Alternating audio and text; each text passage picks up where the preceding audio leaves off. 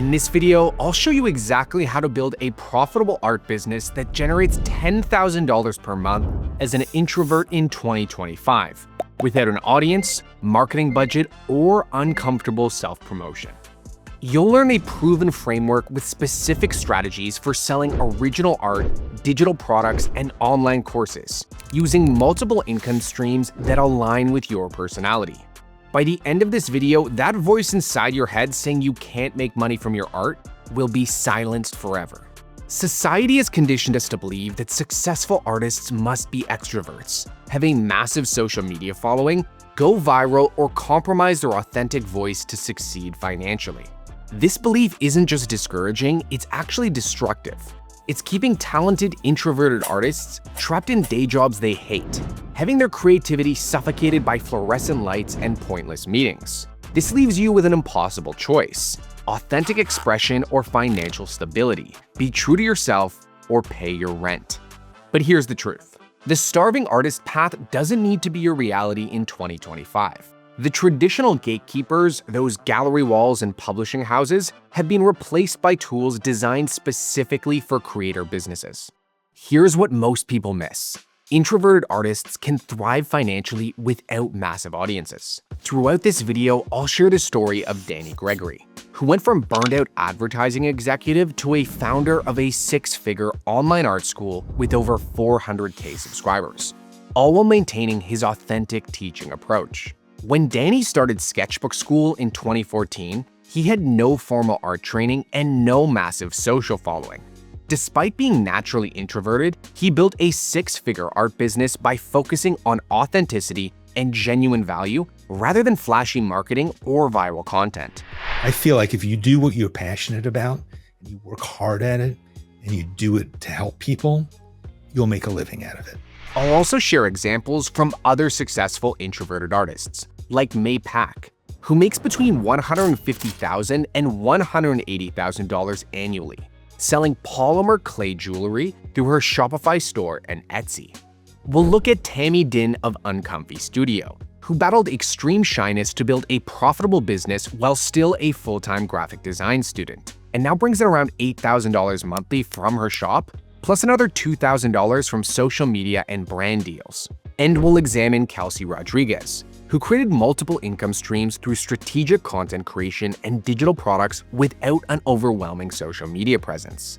Kelsey's approach of one focused day per month for content creation demonstrates how introverts can build sustainable income with a minimal social battery drain.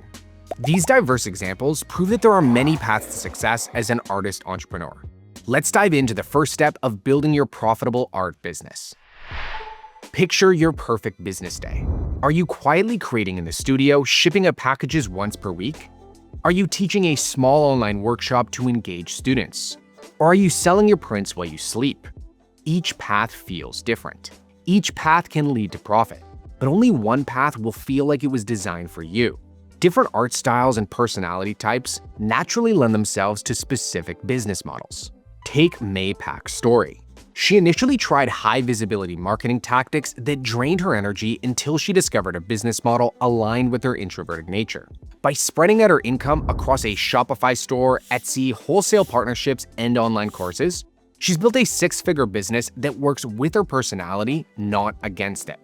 To identify which income sources will be most sustainable and profitable for you, you need to complete the Artist Business Type Assessment.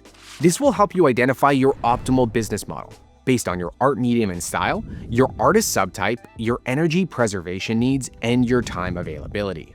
Once you know your type, you can then understand the 7 primary revenue stream options for artists.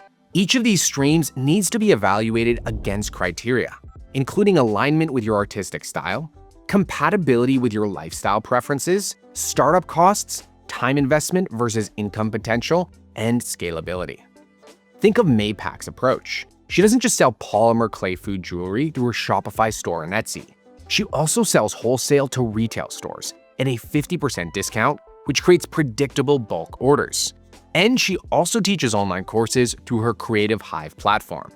Each stream aligns perfectly with her personality and art style. Now that you understand how to select the right revenue streams for you, let's dive into how to create a streamlined system for selling physical art online. Picture waking up to sales notifications for art you created weeks ago, purchased by customers you've never had to pitch to directly. This isn't fantasy. It's the reality for artists who set up online stores strategically. The key is automating the sales process as much as possible so you can focus on creating rather than marketing. To set up your online store for maximum success, first choose the right platform for your needs.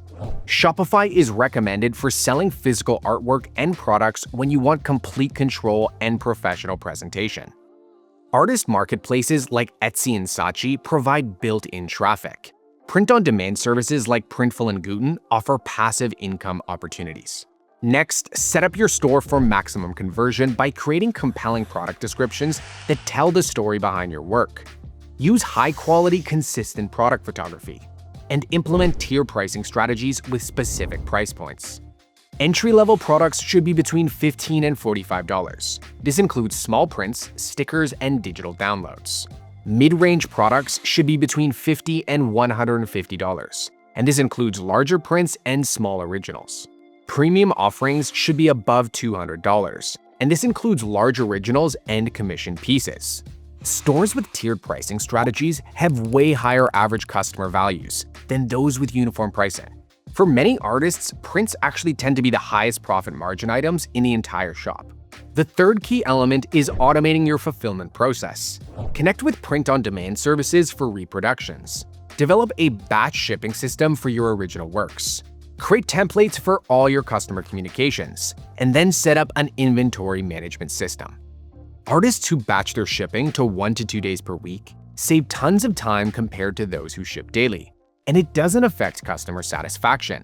Tammy adds her own personal touch into her packaging.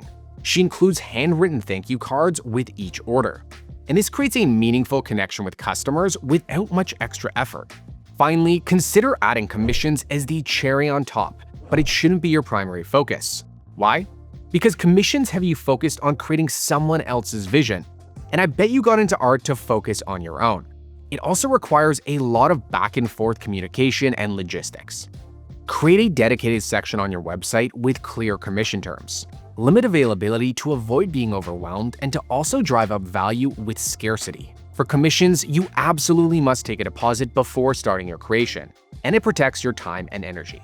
With your physical art sales system established, let's explore one of the highest margin options for introverted artists: packaging your artistic knowledge into online courses that can generate significant income without requiring constant teaching or promotion.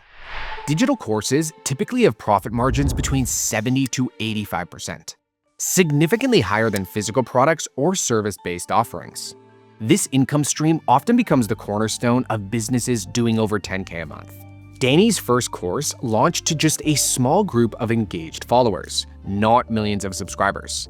Yet that single course attracted 2,000 students and became the foundation of his six-figure business.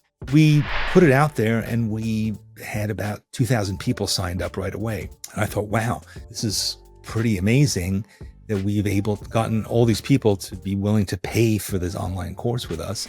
To implement this approach, start by identifying your zone of genius. List techniques, approaches, and insights you have mastered. Research what aspects of your process others find most interesting. Find the intersection between what you know and what other people want to learn. And start small, with a focused mini course that's just 2 to 3 hours of content. Course creators who start with smaller focused offerings have way higher completion rates than those who launch with comprehensive courses. It's really important, I think, right now as you're beginning to make a course, write down why. What is it you want to get out of this? Why are you doing it? Be as clear with yourself as possible and save that. Next, create course content with a format that honors your introvert needs. Use pre-recorded videos for minimal live interaction. Develop written lessons and downloadables for text-oriented creators. Consider a private community for controlled engagement. Or you could even try hybrid approaches that play to your communication strengths. For your course platform, I highly recommend Kajabi. It's a totally integrated solution, allowing you to host your course, build your course, manage your community, and handle all of your marketing. First of all, the technology is amazingly solid, intuitive, and understandable, easy to use. Any advice, support people that we bring in, they were able to help us to put courses on the platform, to manage them, and so forth.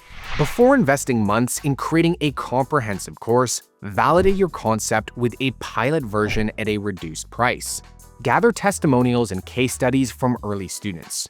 Use this feedback to refine your content before a full launch, and build anticipation through behind-the-scenes content.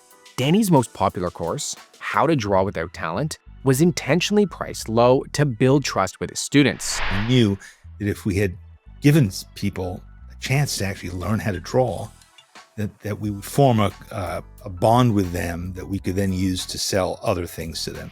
But herein lies the tension point many artists face. What if no one buys my course? What if I spend months creating content only to hear crickets at launch? What if people hate it? The fear is real, but misguided. The greatest risk isn't creating a course that fails, it's never creating anything at all. Better to test with a small pilot program and then refine it in the future than to forever wonder what if. With your online course strategy established, let's explore how to strategically use social media. We'll do it in a way that generates income without draining your energy. For most introverts, social media sounds like a nightmare. Constant posting, dancing for algorithms, and sharing your personal life. But what if you could use these platforms on your own terms, focusing on quality over quantity, and on depth of knowledge over performance? Look at the experience of Kelsey Rodriguez. She built her YouTube channel by focusing on quality over quantity, specifically creating content about entrepreneurship, social media growth, and finances, topics other art YouTubers rarely touch. To implement this approach, pick the platform you love most or hate least. YouTube works well for in-depth tutorials and process videos. Instagram excels for visual portfolios and quick tips. TikTok is ideal for bite-sized creative content. And Pinterest is amazing at driving traffic right to your website. Next, focus on fundamentals. Ensure good lighting, good audio, and good story. And all of that can be done with a cell phone, a window, and a tripod. Record your existing art process rather than creating separate content. Start by just posting consistently before you start worrying about the perfect strategy. Third, develop your unique advantage. Focus on being different. You do this by identifying gaps in the market that you can uniquely fill, and by sharing what other creators don't, like specifics about your process and techniques. Finally, monetize your content in multiple ways. When you qualify, apply for YouTube monetization. Then take advantage of brand sponsorships and partnerships. Then apply for affiliate marketing programs for art supplies and tools. Finally, use your content to drive traffic to your products and courses. Tammy has diversified her income through multiple channels on social media. She earns AdSense from YouTube and receives bonuses from Instagram Reels, creating steady revenue alongside her shop sales and occasional brand partnerships. This multifaceted approach provides greater stability than relying on a single income source. Now that you know how to leverage social media strategically, let's tackle one of the biggest challenges for artists: how to monetize your work authentically without feeling sleazy. Many introverted artists feel uncomfortable promoting their work. It creates an internal conflict between artistic integrity and financial success. Reframing marketing as a service rather than self-promotion transforms this dynamic completely. There's a psychological principle called authentic invitation that transforms how people respond to your offers, and it works particularly well for introverts who hate traditional self-promotion. Danny Gregory had a revelation during his transition from advertising executive to artist entrepreneur. Instead of seeing marketing as selling, he reframed it as teaching. He stopped trying to persuade people to buy and started showing them what he knew about art, creativity, and finding joy in drawing. He gave away his best techniques for free on YouTube, wrote genuinely helpful emails, and approached every interaction with a teacher's heart rather than a salesperson's agenda. What I believe is that when you give away as much as you possibly can for free, when you build a community of people around your message, when you want to sell them a course, it's really easy. They trust you, they know you, they understand what you're going to do, and they're willing to pay for it. The second key approach is building trust through your authentic creative process. Share your journey, inspiration, and behind-the-scenes content. Let people connect with the meaning behind your work. Be open about your struggles and your breakthroughs.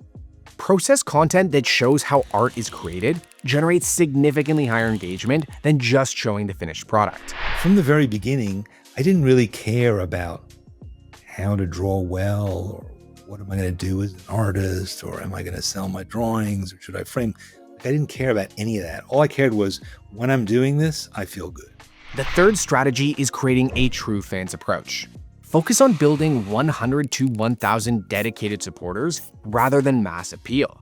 The 1,000 true fans concept demonstrates that artists don't need massive audiences to be successful, just dedicated supporters who consistently value their work. You might watch my videos for years before you buy something from me. I'm in no rush. It's fine.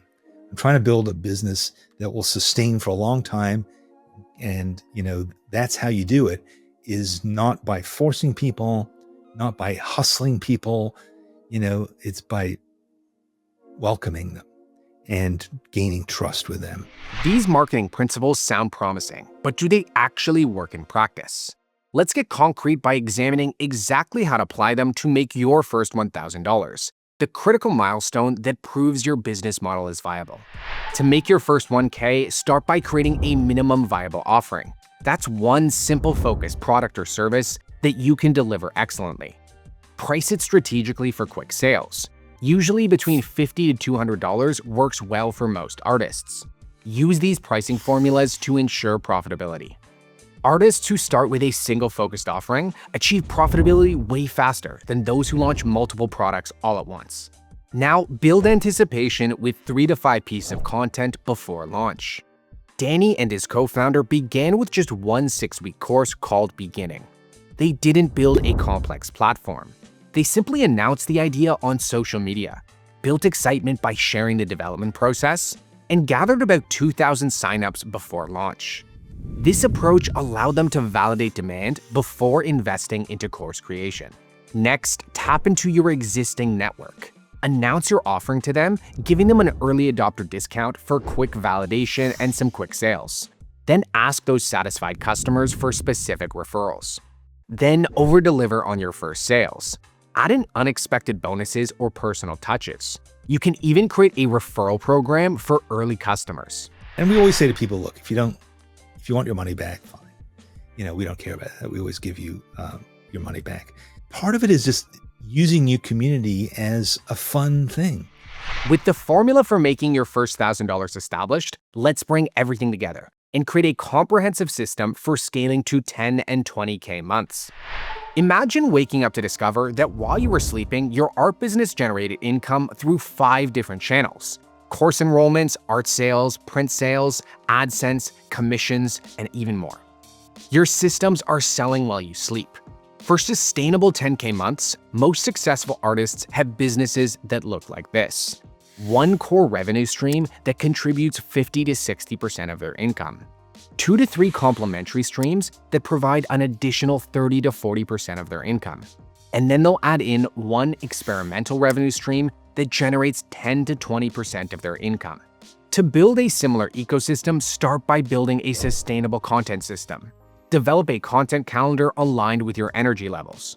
Batch create during high energy periods, and then set up scheduling tools to maintain publishing consistency. And so I post usually 1 video a week and 1 live stream, and sometimes a 3rd video as well. Next, build an automated marketing funnel. Create a clear pathway from your free content to your paid offerings. Set up email sequences that nurture your potential customers. Then develop templates for repetitive marketing tasks. I think a newsletter is also another great way, because YouTube is ultimately anonymous. But if you have a newsletter, you can get people onto an email list, and that's extremely important.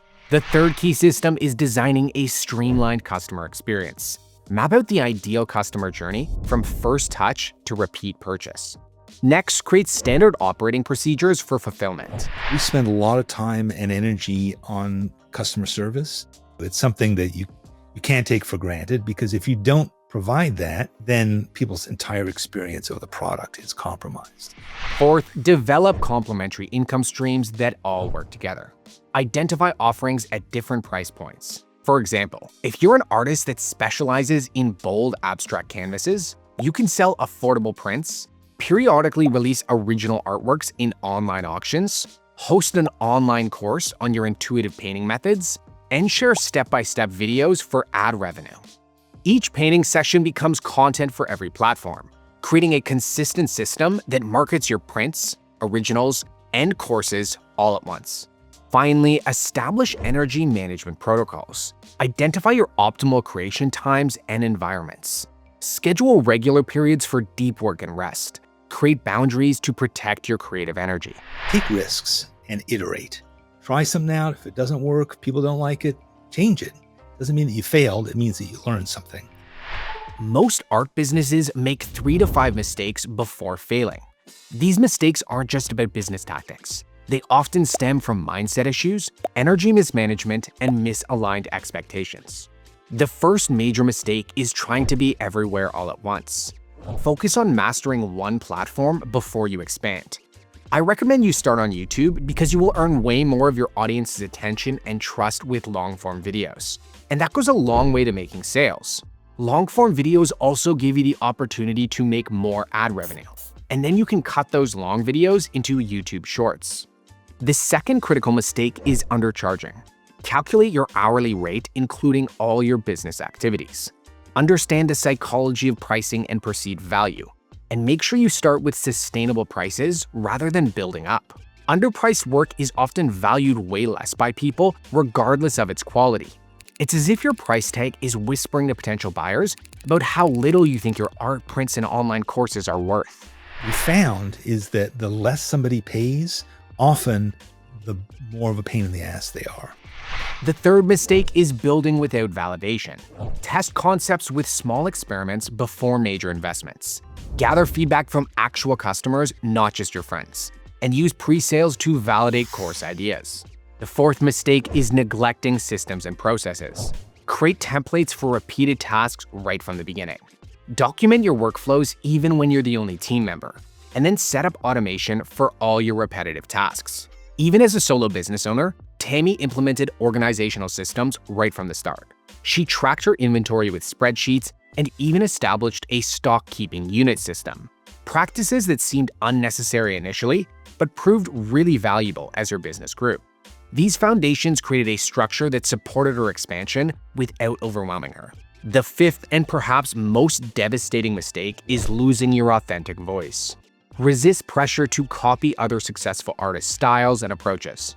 Stay true to your unique perspective and teaching methods, and build a business that aligns with your personality and values. My failures, I think, were when I started to think of myself as an entrepreneur, businessman, as a CEO, and all this other crap. And I lost my vision. It had become less personal. And I think that that was really a critical point. We almost closed the business down at that point. This starving artist stereotype persists because we've been following advice that was meant for extroverts in an economy that is increasingly rewarding authentic specialists. But the path I've shown you today flips that script entirely. The key to building a 10K monthly art business isn't about changing who you are. It's about building systems that work with your natural tendencies, revenue streams that energize rather than drain you, and marketing that feels like sharing rather than selling. The artist revenue framework you're about to download will help you identify exactly which revenue streams align with your unique personality and art style. It includes specific formulas for pricing confidently, step-by-step implementation plans, and systems that create consistent income while preserving your creative energy. Download the Artist Revenue Framework using the link below, and take that first step today. I'll see you in the next one.